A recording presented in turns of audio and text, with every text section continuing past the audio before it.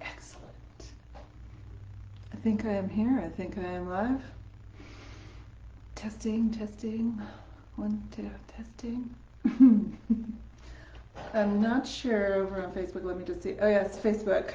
The Facebook camera. You can see I have my Opera Rocks t-shirt on. Also, Facebook camera is a little wonky. Sorry about that. Facebook camera. Let's see. Maybe I can get you a little less wonky. Let's see here. Oh, but then also I just need you to not be looking at like all the stuff in the background. Oh, just ignore the cords. Go a little farther this way. How's that? Oh, better, better. Can't see any of the rest. That's the best way. Oh, love that. Hey. Yep, there we are. Excellent. All right. Good afternoon. Good afternoon. There we go. There we go. Good afternoon. Good afternoon, friends.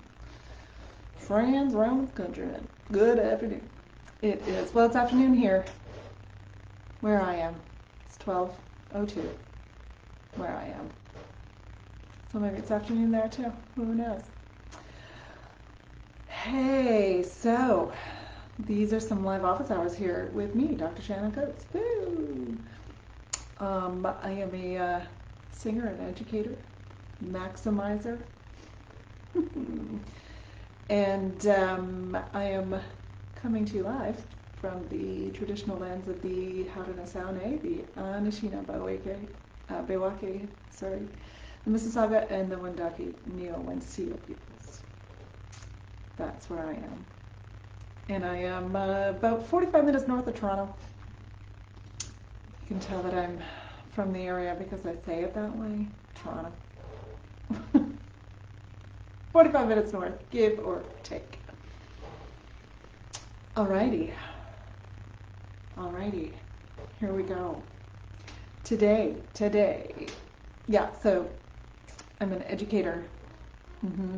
And someone who is very interested in pedagogy and specifically what pedagogy looks like for independent voice studio teachers, specifically independent voice studio teachers, but all of us, truly, but really for independent voice teachers. And as part of that, as part of being that person and developing resources and classes and courses and all that stuff, for independent voice teachers, one of the things that I do is offer classes. These are short classes, well, shortish. They used to be 45 minutes, and then they were an hour and a half, and now they're 2 hours. Because I'm like, I just want to give all the information. So that they just, anyway, so now they're 2-hour classes. And the one that is coming up, the next of these classes is the Contemporary Voice 101. So I used to call this pop-up class, and so now they're not pop-up anymore. They're just like, hey, this class is coming up. And this particular class, the structure of this class, I've done this kind of class, contemporary voice class, done a lot. So I've done it a lot. I've done it for voice pedagogy classes, universities, for I've done it for multi-teacher studios, for as continuing education for multi-teacher studios. I've done a bunch of presentations for live for classroom educators, especially and choral directors and classroom educators who are wondering about how contemporary sounds work. And so the structure of this upcoming class is a 2-hour class on the Thursday, June 8th, 2-hour class, and then a half-hour live Q&A. So the 2-hour class is a recording, but it's live recording. We're going to record it, and then you have access to it for like 21 days if you buy it in advance, all that stuff. And then the next day is a 2-hour panel with myself and Jess Baldwin. And Jess Baldwin, who is a popular music's educator. And the structure, the reason that I do this particular class is very, very popular. This subject in this class, very popular. Sorry, I've got something in my pocket now. I want to pull it out. What is this? It's just, oh look, there we go. Anyway, squirrel. The subject, this particular class, the contemporary voice class, very popular, has been very well attended. Lots of people. I'm not even sure how many hundreds of people have taken it now or done that work with me. And there are now lots of ways. There are other folks out there who do this kind of work. So don't get me wrong. I'm not saying this is. And but I wanted to talk a little bit today about why contemporary voice, why I think it's popular, why I think this subject is popular, and also the difference between what I'm offering and what some of the other folks out there offer, because there's lots of great resources out there for contemporary voice now, which is wonderful. And so this class, the class part, so the first part, is almost like a comparative of anatomy and physiology, and also the ways that we have been taught to coordinate for Western classical tonal outcomes, and the kinds of specific coordinations that work for Western classical tonal outcomes, and then the ways that are not those that we do for almost all other styles. So, and the reason that I love this class, and the reason I want to do this class, and the reason I think this class is important, and also popular and well attended, is because, well, something that Carl Jung said struck me recently. I heard it somewhere. I think I heard it on a podcast, and I was like, yes, that's so great. And now I've forgotten it offhand. Let me just pull it up, because here we go. One moment, please. There it is. Which is this. Until you make the unconscious conscious, it will direct your life and you will call it fate. Now, Jung, of course, is talking big time stuff, right? Big time. He's talking about your whole big life and deep philosophical stuff. And I'm not really talking about that. I'm just talking about understanding pedagogy and understanding. And part of the reason that I love this class, and I think it's important to teach this class and to talk about things the way that I talk about them, is because if we have been trained in Western classical styles, or if we were trained by someone who was trained in Western classical styles, so it's not just that we ourselves came through the sort of Western classical pipeline, which, terrific, but if the people we trained with came through the Western classical pipeline, which, spoiler alert, if you're my age, everyone you trained with came through the Western classical pipeline, whether or not they thought they did or not, right? So there is in this sort of very general, unconscious, as Jung says, unconscious understanding of what coordinations and what kinds of tonal outcomes are the right coordinations, or the right kinds of tonal outcomes, right? So there's this unconscious, and it's unexamined. And so we get into teaching, as I did when I started teaching. We get into teaching, and we bring those things into the studio with us. And we're working then with folks who want to sing in contemporary styles, who want to sing popular music styles. The first time that I started to work, the first kinds of singers who I worked with in those styles were contemporary worship singers. That's where I started to teach. Those were the kinds of things that I saw when I first started to teach. I was teaching mostly contemporary worship singers. And so they were coming in, and they wanted to do some high belty mixed stuff. They wanted to do some vowel shaping things. They wanted to do some more pressurized singing. They wanted to do a bunch of things that I could hear. Oh, I love the Jung quote. Yes, thank you. This is important liberation of minds to help a lot of teachers and singers. Yes, thank you.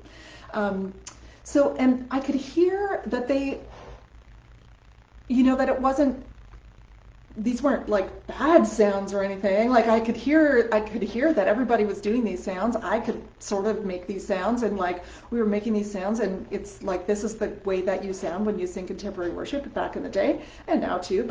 And so I was like, but I did not understand that it was not conscious to me. I was not yet conscious of the fact that the things, that the coordinations and the way to get the coordinations that I knew how to do, that I was taught how to do, were not useful in making these other sounds. So I did not know that, right? I thought, well, I have this like Western classical, I have a Bachelor of Performance in Western classical singing, and I've been taking voice lessons since I was 13 years old, and I passed all of my exams, and like I know how to sing, and I won all the competitions, so I know how to sing. And so here's how. So I started to work with singers to like do like deep inhalations and deep sort of arpeggio breathing, the way that I knew how to breathe, because that was how I knew how to breathe. And it had not become, no one had made it explicit to me. No one knew yet. I didn't understand that kind of breathing is not necessarily useful, actually, for maybe a belt sound. It's not necessarily useful for a more breathy kind of sound. It's not necessarily useful for so many other kinds of sounds that we may want to make. The kind of deep inhalation that has this like expansive feeling in the body that we use generally to make Western classical sounds.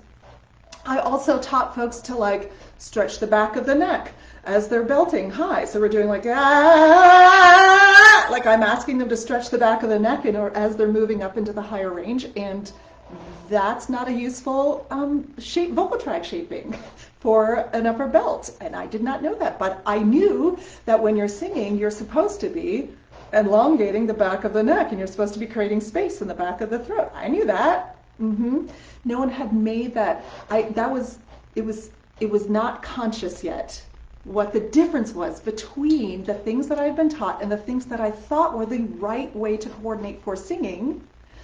No one had made that conscious. I did not have an understanding yet of the other way to make these sounds. And I was not fully aware of my own body yet. I was making these sounds, but I was not fully aware of my own body yet, of what those sounds, of what I was doing to make those sounds. So I'd be making the sound, and I'd be thinking, yep, that feels like open throat, but it wasn't actually open throat. It was like open mouth and actually narrowed throat, right? So like I didn't actually know.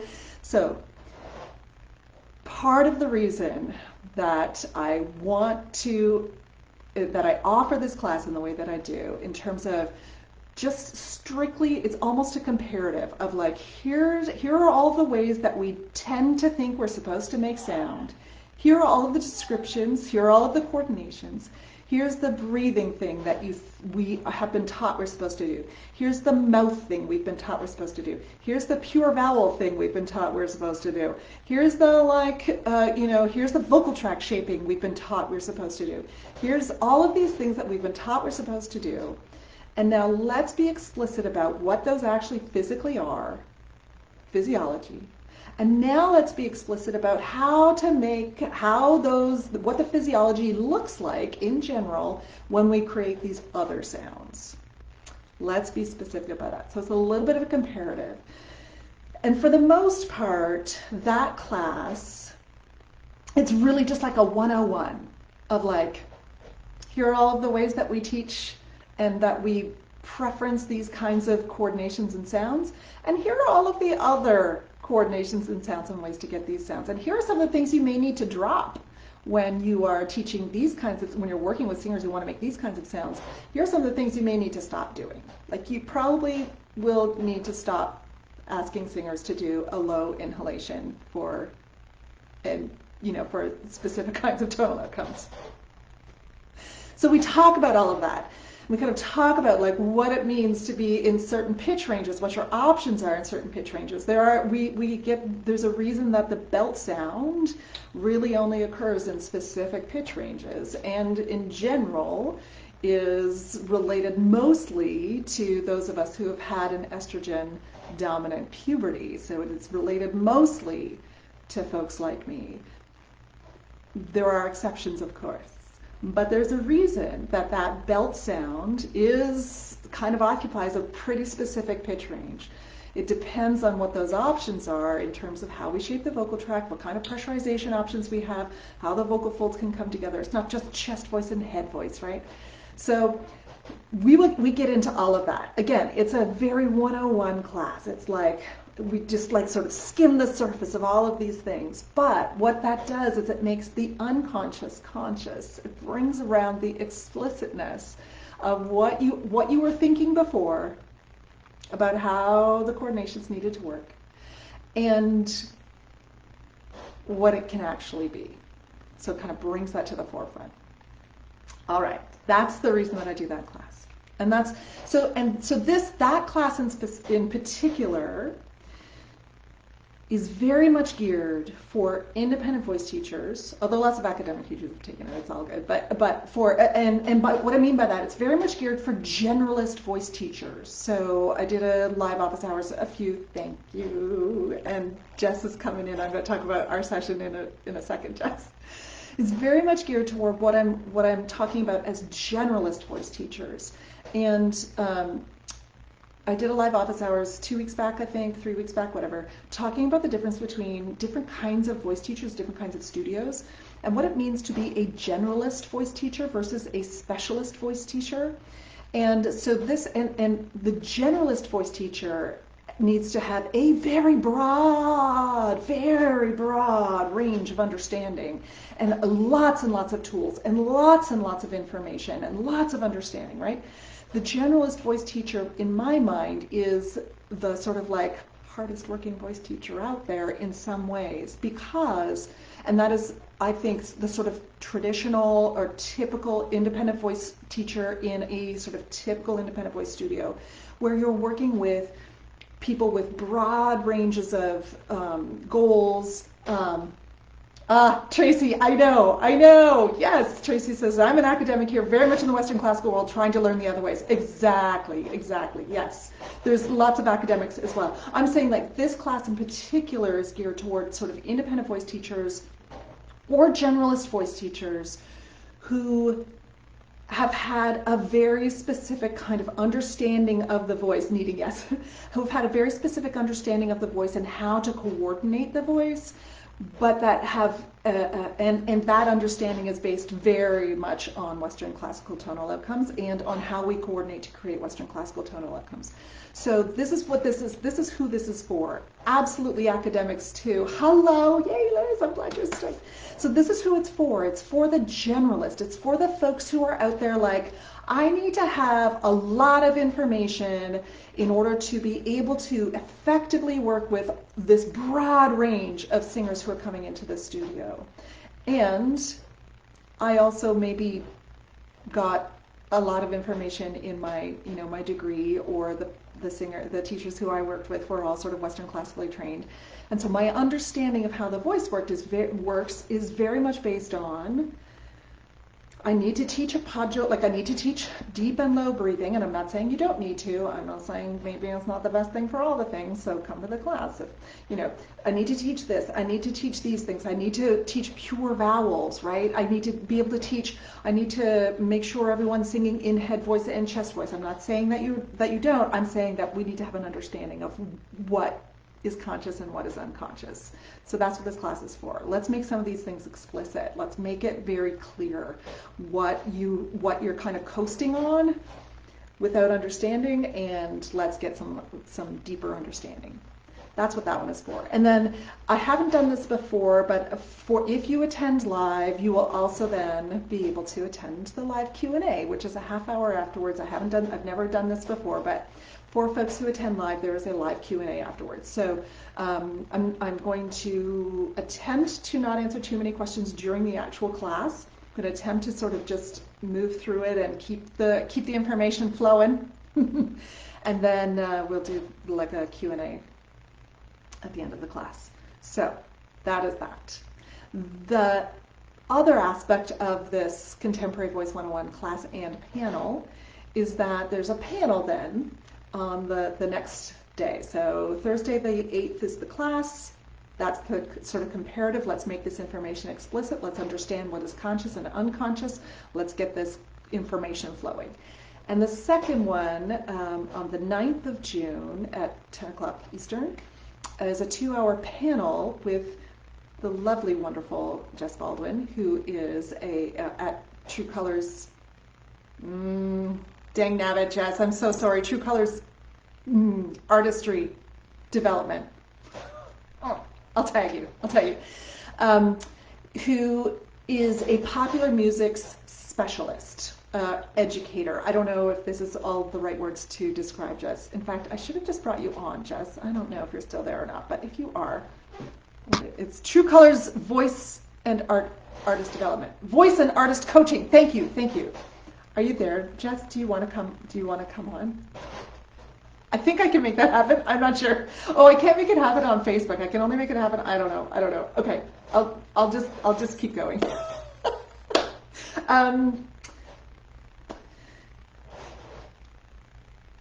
The reason that I wanted to do the panel, thank you, Jess. The reason that I wanted to do the panel, and the reason that I have started to include this panel, is because there is a difference between how we work with popular music singers. Pedagogically, there is a difference, and how we work with music theater and yes, thanks, Jess. So there's a pedagogical difference between how we work with popular music singers and how we work with music theater and Western classical singers. So again, this is something that I have learned, and so this is something that when I first started to teach, everybody got the same kind of treatment. We do these exercises, we figure out this, we do this. There's a structure, there's this like, I tell you what you need to hear, like I tell you what needs to happen in your voice, blah, blah, blah. Like there's this very sort of structured way of working, and that is not necessarily useful when we're working with popular music singers. So there is and so this is something very much that Jess works with and toward, and how she works. And so the panel then is about how do we actually work with, what's the pedagogical difference? What is the actual philosophy that drives our teaching when we're working with singers who are singing in popular music styles?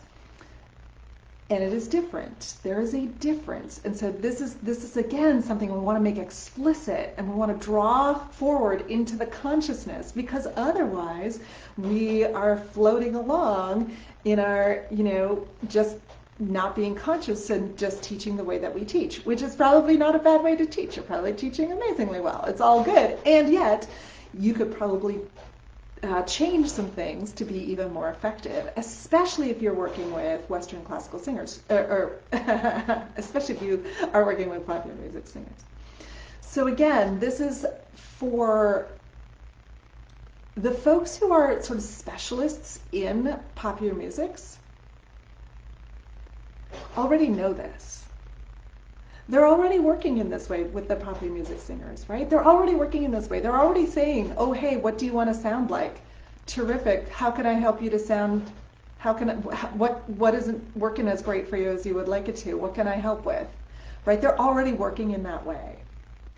Those of us who are generalists, we are not necessarily working in that way with our popular music singers in particular, right? We are often working in a sort of like, everybody does these exercises because it's good for them. Everybody does these, these kinds of pieces because it's good for them. We have to develop the whole voice. We're working with the whole voice. And that's not incorrect. We are, especially if we're generals, especially if we're working with young singers, especially if we're working with folks who don't have like lots of goals yet.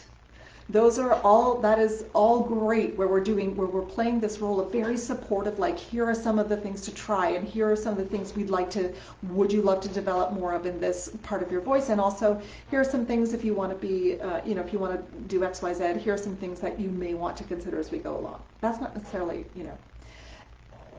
And as a generalist, When a singer comes into the voice studio who knows what they want and who is goal-oriented towards singing in popular music styles, who is very much, that's what they want to do,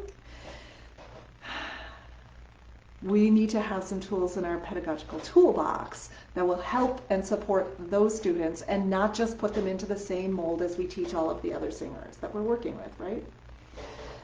So this is also particularly a course or a class for you. I think you might want to consider this class if you are someone who, like me,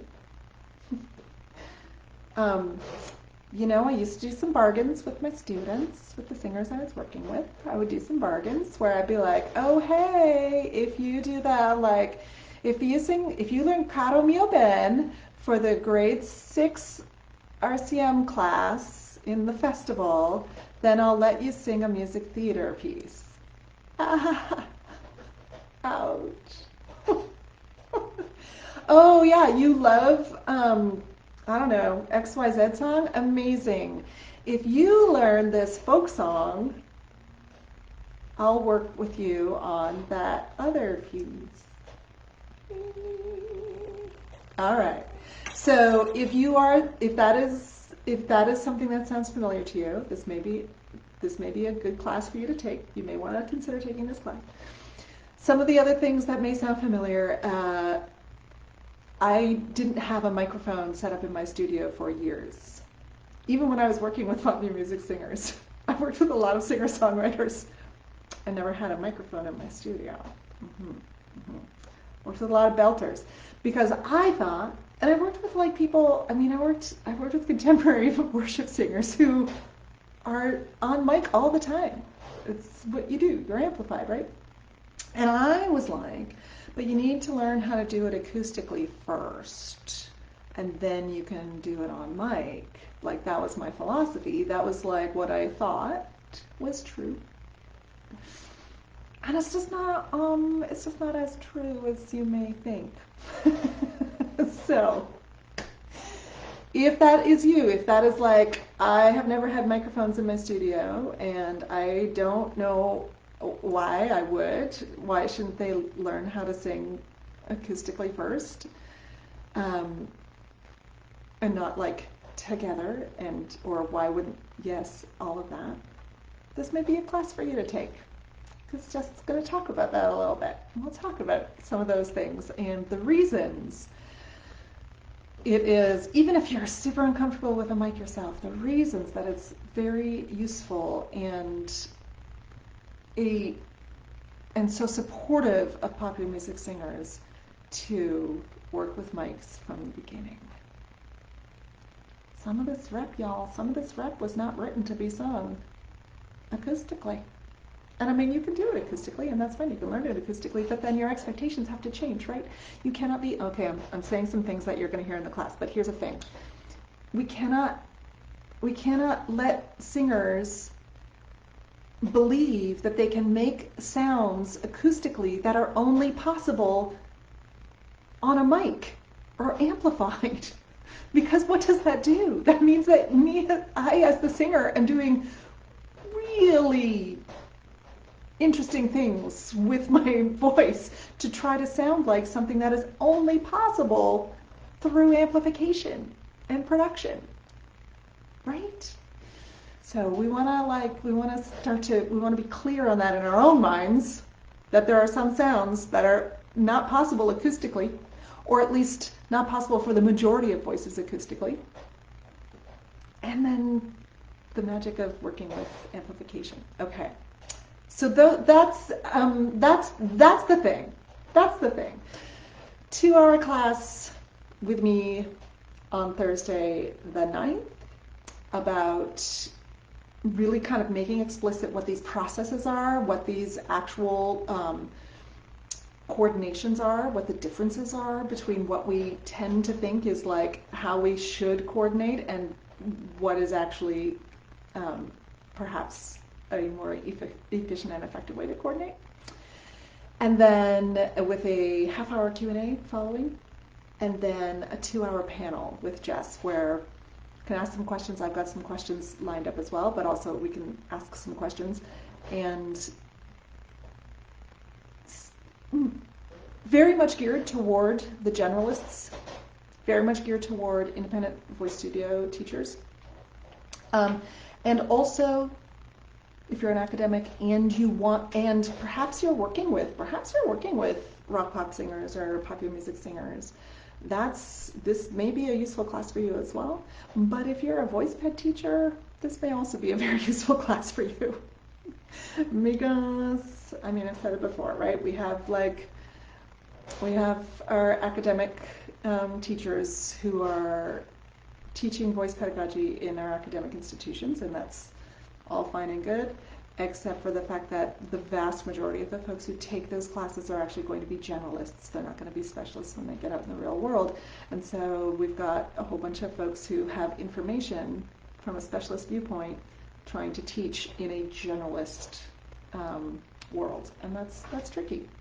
It's not as great as it could be. All right. Look at that. Relatively short one today. What do you know? Registration opens on Monday. There is a waitlist link in my bio on Instagram, and if you're on Facebook or you're seeing this anywhere else, on my website, just go to my website, drshannoncoates.com. And if you're seeing this after the 29th or on the 29th of, what month are we in? May.